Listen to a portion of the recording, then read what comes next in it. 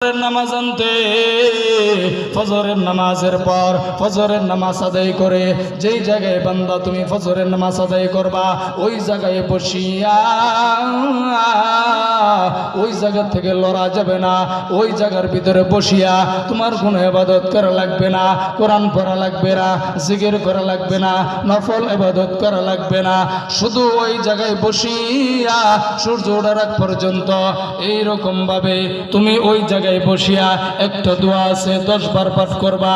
আবার যখন আসরের নামাজের পর মাগরিবের নামাজের আগে পূর্ব মুহূর্তে সূর্য যখন হেলিয়া যায়, সূর্য যখন ডুববে বাব মাগরিবের পূর্ব মুহূর্তের বান্দা মসজিদে বৈশা তোমার কোরআন তেলাওয়াত করা লাগবে না, জিকির করা লাগবে না, নফল নামাজ তোমার পড়া লাগবে না।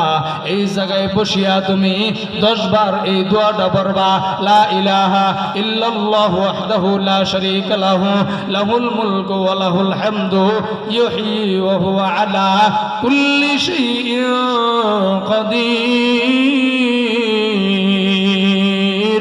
বান্দা তুমি যদি এই দোয়াটা 10 বার পড়তে পারো, আল্লাহর পয়গম্বর রাহমাতুল লিল আলামিন হাদিসের ভিতরে ঘোষণা করেছেন, দুনিয়াতে কোনো বান্দা যদি সকালবেলা এই দোয়াটা এই নিয়মে 10 বার পড়ে, আবার বিকেলবেলা এই নিয়মে এই দোয়াটা 10 বার পড়ে, আল্লাহর পয়গম্বর রাহমাতুল লিল আলামিন বলেন, ও দুনিয়ার মানুষ শুনিয়া লও, জানিয়া লও, ওই বান্দার আমল নামায় 4 জন গোলাম আজাদ করলে, গোলামকে এইরকম ভাবে মুক্তি দিলে সেই পরিমাণ সওয়াব হবে, ওই পরিমাণ সওয়াব আল্লাহ রাব্বুল আলামিন ওই বান্দার আমল নামায় দান করে দিবে। দুনিয়াতে কোনো পুরুষ কোনো নারী সবার জন্যই, মহিলারাও যদি করে গা মহিলাদের আমল নামায় একই সওয়াব লেখা হবে।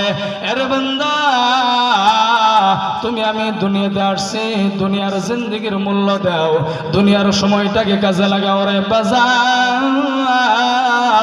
দুনিয়ার সময়টা যদি আখিরাতের লাইনে বাবা কাজে লাগাও, আখিরাত তোমার এইরকম ভাবে আল্লাহ রাব্বুল আলামিনের কাছে দামি হয়ে যাবে। দুনিয়াতে নেক আমল করার কারণে আল্লাহ পাক রব্বুল আলামিন কিয়ামতের ময়দানে তোমার আমাকে আমল নামা ডান হাতে দিয়ে দিবে। আরে করে দেবার মানুষ দুনিয়ার জিন্দেগির সময়টাকে যদি বাবা হেলাই দুলাই কাটাও, আফসোসের বিষয়, আফসোসের বিষয়, আল্লাহ পাক রব্বুল আলামিন তোমাকে আমাকে স্বাধীনতা দিয়ে দিয়েছেন, তোমাকে আমাকে এমন স্বাধীনতা দিয়েছে, দুনিয়াতে তোমাকে আমাকে কেউ বাধা দিবে না, কেউ নিষেধ করবে না, কেউ তোমাকে আমাকে ডান্ডা মারবে না। বান্দা তুমি নামাজ পড়লেও তোমাকে কেউ বাধা দিবে না, নামাজ না পড়লেও তোমাকে কেউ আদেশ করবে না। এরে পয়গম্বর এজন্য বাজান সময়টাকে কাজে লাগাও, সময়টা বড় দামি সম্পদ, এই সময়টা কাজে লাগায়া কবরে যেতে হবে। এ বাজার নয় কবরে কিন্তু কোনো সাথে নাই, কোনো বাচ্চি নাই, ওই কবরের সঙ্গে হবে কি, সাথে হবে কি, বালিশের সাথে মাথা লাগায় চিন্তা করবা। আল্লাহ পাক রব্বুল আলামিন যে তোমাকে আমাকে জ্ঞান দান করেছেন, এই জ্ঞানটা মালিকের জন্য খাটাও। আল্লাহ পাক রব্বুল আলামিন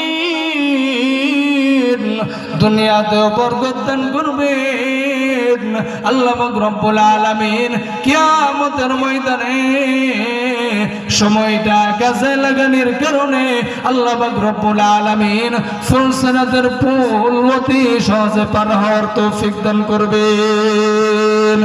লা ইলাহা ইল্লাল্লাহ, লা ইলাহা ইল্লাল্লাহ। একটা জবান বন্ধ রাখবেন না, সকলে আওয়াজ দিয়ে আল্লাহ।